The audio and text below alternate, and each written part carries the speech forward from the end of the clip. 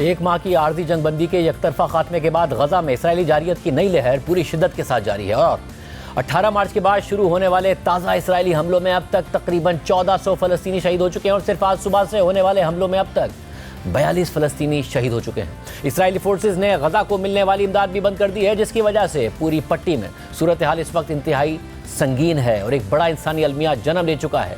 Al Jazeera کے مطابق طبی ذرائع نے بتایا ہے کہ غزہ پٹی پر اسرائیلی حملوں میں صبح سے اب تک کم از کم 42 فلسطینی شہید ہو چکے ہیں، جن میں سے 22 افراد وسطی اور جنوبی غزہ کے علاقوں میں اسرائیلی حملوں کا نشانہ بنے ہیں، جبکہ غزہ حکومت کے مطابق گزشتہ 24 گھنٹوں کے دوران اسرائیلی حملوں میں کم از کم 57 افراد شہید اور 137 زخمی ہوئے ہیں۔ 18 مارچ کو اسرائیل کی جانب سے غزہ پر حملوں کے دوبارہ آغاز سے اب تک تقریباً 1400 افراد شہید ہو چکے ہیں، جبکہ 3400 سے زائد زخمی ہوئے ہیں، جبکہ 7 اکتوبر 2023 سے اب تک غزہ میں مجموعی شہادتیں 50,750 سے زائد ہو چکی ہیں، جن میں کم از کم 17,500 بچے شامل ہیں اور زخمیوں کی تعداد بھی 1,15,000 سے زائد ہے۔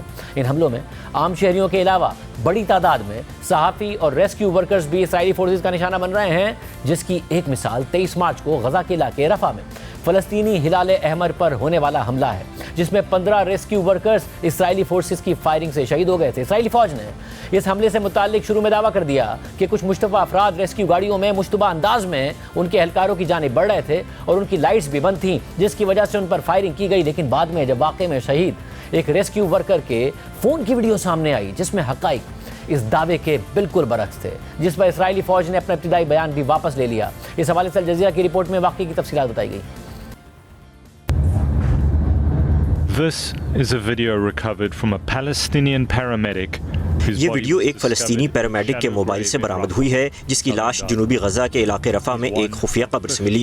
یہ 23 مارچ کی بات ہے، جب فلسطینی ہلال احمر، سول ڈیفنس ٹیمز اور اقوام متحدہ کے ایک ملازم پر مشتمل پیرامیڈکس کا ایک قافلہ مدد کی ایک اپیل پر رسپونڈ کر رہا تھا۔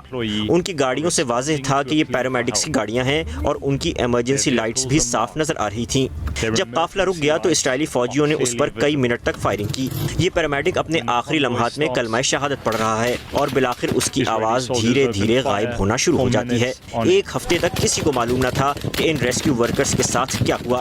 آخرکار اسرائیل سے اجازت ملنے کے بعد اقوام متحدہ کی ٹیم اس علاقے میں داخل ہوئی اور پھر یہ ہولناک انکشاف سامنے آیا۔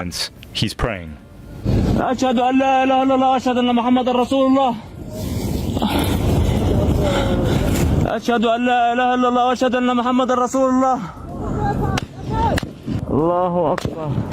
One of the victims' bodies received more than 20 bullets. متاثرین میں سے ایک کی لاش پر 20 سے زائد گولیوں کے نشانات تھے۔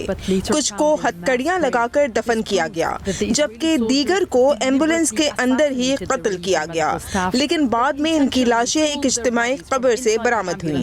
اس سے یہ ثابت ہوتا ہے کہ اسرائیلی فوجیوں نے جان بوجھ کر امدادی اور طبی عملے کو قتل کیا، پھر ان کی لاشیں ایمبولینس اور گاڑیوں سے نکال کر ایک اجتماعی قبر میں دفن کر دیں۔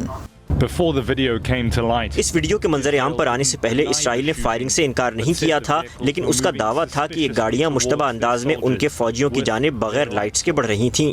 تاہم اب یہ ویڈیو واضح طور پر اس دعوے کی تردید کرتی ہے اور گاڑیوں پر ریسکیو کے نشان بھی واضح موجود ہیں اور ان کی ایمرجنسی لائٹس بھی جل رہی تھیں۔ اقوام متحدہ اس واقعے پر ایک آزادانہ تحقیقات کا مطالبہ کر رہی ہے۔ یہ ویڈیو سامنے آنے کے بعد اسرائیل اپنے ابتدائی بیان سے پیچھے ہٹ گیا اور اسرائیلی فوجیوں کی جانب سے ریسکیو ورکرز کے قتل کو تسلیم کر لیا۔ اس کے علاوہ آج فلسطینی ہلال احمر کے صدر نے پریس کانفرنس کرتے ہوئے واقعے کی تفصیلات بتائیں اور واقعے پر ایک آزاد بین الاقوامی تحقیقاتی کمیشن کے قیام کا مطالبہ کیا ہے تاکہ حقائق کا تعین کیا جا سکے، ذمہ داروں کو جواب دہ ٹھہرایا جا سکے۔ جرمنی اور آسٹریلیا سمیت دیگر ممالک نے بھی میڈیکل ورکرز پر ہونے والے اس حملے کی شفاف تحقیقات کا مطالبہ کر دیا ہے۔